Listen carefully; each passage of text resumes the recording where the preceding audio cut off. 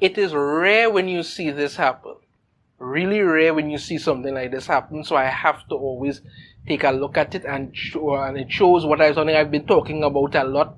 So when you see a site like CBR come out and actually put out an article about something that is actually a problem in the entertainment industry right now, it needs to be highlighted. So, adding from CBR, why do comics promote movies and not the other way around? Right? In a world of often lackluster comic sales, the movies should be doing more to help their source material and creators. I completely agree with that. Let's move on. Since the birth of the MCU, comic book movies have proven to be one of the most profitable directions in Hollywood history. Between the MCU and DCEU, superhero movies have raked in tens of billions of dollars, while comic books have seen sales slump. Yet the wisdom in the larger publishing industry continues to be for floppies, basically comics, to promote movies and not the other way around. When the MCU debuted in 2008 with Iron Man and the Incredible Hulk, it was off to a shaky start. The two movies combined grossed below $1 billion, box office draws that would be considered flops in today's MCU world. The franchise has slowly but surely seen its value as a movie universe, as well as the value of its inspirational source material and characters soar to consistent heights considered unthinkable before. During this time, however, comics have seen little gain in sales related to the movies. Now, this is an interesting point, because when if you look at the MCU, for instance, the MCU in comparison to the actual Marvel universe is vastly different. Most of the times you're like, what the hell is going on? If you're an avid comic book fan and you look at the MCU, you'll be confused as to what is really happening. The stories and storylines and things have been changed to fit the MCU. They've created their own grammar to fit it. And that becomes a problem, because you've even seen aspects where comics are being influenced by the MCU. They're changing things to fit the narrative. Case in point, take Captain Falcon here. When Sam Wilson became Captain America, it failed miserably. Nobody liked it, they switched it back. But now that they've decided to do it in the MCU, they've gone back to do it in the comics again, and the sales are just continuing to plummet. And the funny thing is that people like Sam Wilson more as Falcon than they like him as Captain America. But again, these big corporations are people not listening and keep putting out this nonsense, and that becomes a problem.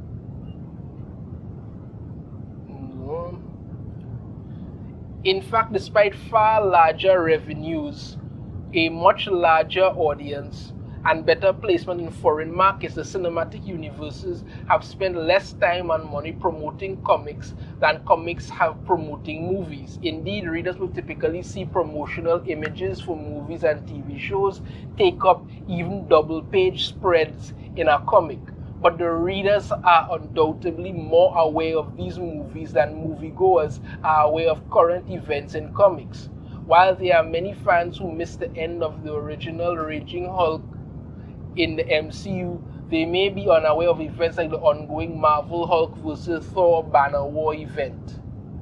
Although we have seen some attempts to market comics in movies, such as Matt Reeves' attempt while promoting the Batman, these efforts have been the exception to the rule.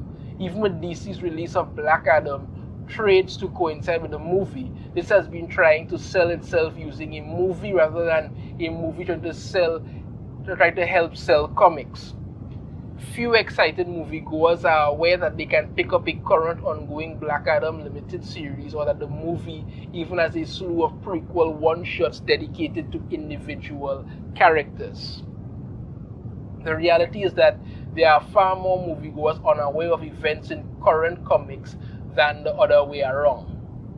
Right? I mean, if you really take a look at it, there's more to go through here, but pretty much the same thing that they're talking about. But if you really take a look at it, the major problem The major problem is that these movies and some of these TV shows and some of these cartoons, all that kind of thing, want to do their own thing rather than what is actually in the comics and what is actually done good. And this is the main difference between Western comics and manga. Now, when you look at manga that is translated into anime, it's the same source material moved over. Yes, there may be some filler episodes here and there, a little something you have to go to make up some kind of thing, but basically it's the same thing, and this is what people come for. The stories are interesting and captivating to them in the manga, and they want to see it in anime form. You look at Demon Slayer, for instance, some beautiful graphics with the fight scenes and everything come from the manga and introduced into the anime, and people are excited to see it.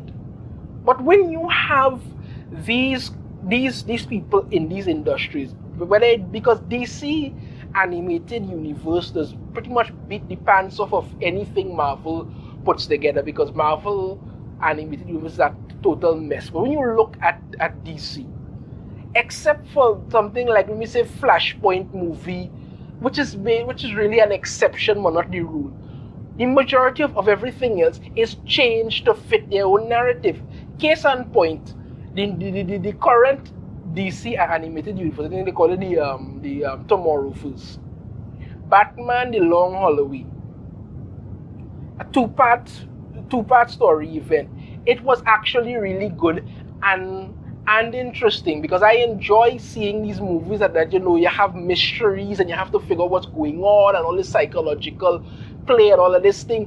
Okay, but when you get to the end of it now, you have to wonder what sick thought was going through somebody's mind to do this. Because in the actual Batman: The Long Halloween comic, it was Falcon's son, it was a strange son who was actually Holiday, who was doing all these things. Apparently, he had this genius intellect and he was a criminal mastermind. He put things in place to get all of this done. But they changed it now in the animated movies, where it turned out Harvey Dent's wife was the one behind and she was Holiday, even though you saw Holiday and Holiday was clearly a man. The whole thing made no sense as to why Harvey Dent's wife would pull this off. Apparently she and Falcon's son was together and had some child, and they take away the child and all kind of drama. So she puts together this plan to kill off all the members of the Falcon family. You understand me? Drive Harvey Dent insane to become Two-Face, and somehow she plans all of this from inside her basement in her home, and nobody put two together that this woman could do it, because throughout the show she was depicted as clearly mentally unstable, but somehow she pulled off all of this. It made no freaking sense. None.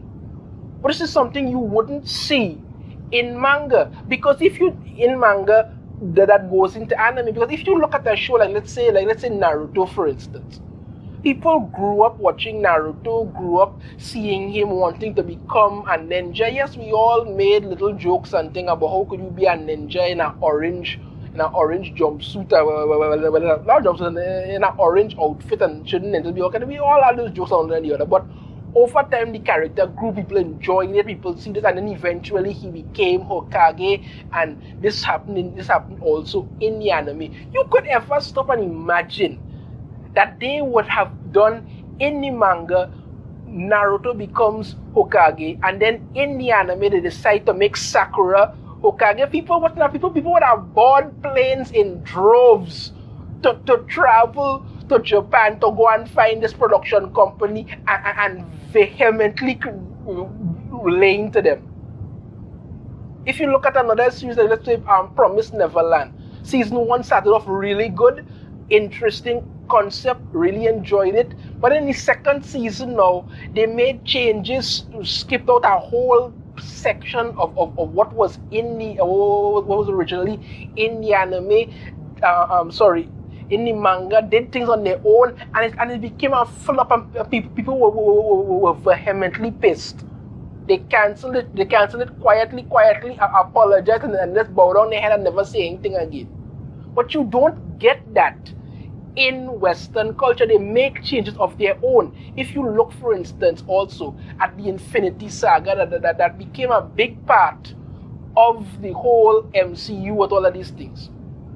They made changes to characters, changes to things that at this point, most people know these characters through the MCU movies. They don't know them through the actual comics.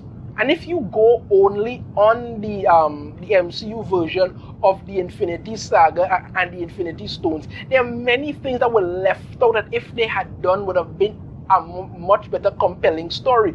For instance, the character that they left out criminally, that they should have put in, is Adam Warlock. Because Adam Warlock was the start of the whole Infinity Saga. He was the first person to get an Infinity Stone. It began with him. So when they introduced Miss Marvel, they had Brie Larson introduced as Miss Marvel. People were wondering, like, what the hell is this? When they had the big battle at the end, and Thanos' ship turned its guns upwards, and you saw this light come streaking down, and it turns out to be Miss Marvel. That should have been Adam Warlock, because Adam Warlock is an above-level Omega threat and presence. He's that powerful, and he is directly tied in to the Infinity Saga. He actually had the Soul Stone. He's directly tied into it. The entire story around the Infinity Saga is more complex in the comics than it has ever been in the actual MCU. So they did that, and now we see it where they literally make changes in the comics to fit the MCU, and it doesn't work. It doesn't work. Comics are not being properly represented. This is one of the reasons why people get really upset with it. And this is why I say people have to, if you don't do it consistently, there's no consistency to what you're doing, it becomes completely worthless. Nobody's interested. Right now, DC has a Dark Crisis event going on that is of no importance to anybody. No importance to anybody whatsoever. It brings no value to anything. It's not important. It's just a waste of time. That's all it is. Just a complete and utter waste of time. And you're not seeing these things happening the way they're supposed to. Comics should be the focal point that these movies build on, not the other way around. I mean, even a couple months back, I did a video on the author of Percy Jackson and the Percy Jackson book series, Rick Riordan, I believe it is, and how Amanda Chase, a character that he created, that he depicted as white, because Disney is giving him a chance to make it, because Disney is making a series for it, they've decided to turn the character black, and you come out saying that she embodies the spirit of the character. It doesn't matter if she embodies the spirit of the character. It's about staying true to the source material. This is not what's happening. And next thing you're going to know now, you may very well decide to change the character in the books also. It doesn't work. These comics are promoting movies when it should be the other way around, because there are some fantastic stories in comics that if they are translated and done well, okay, yes, it's never going to be 100%. There's going to be different changes and things here, okay, but if you do it correctly, it'll be really exceptional. That is something that the whole DCEU should look into, instead of going down the road that the MCU has, where they right now have written themselves into a corner. Let me know your thoughts on this in the comments. If you have a different opinion, I'd love to hear it. If you like the video, be sure to hit that thumbs up. Subscribe if you haven't already. Ring the notification bell. Be notified every time I put out a new video. And I shall see you all next time. Take care.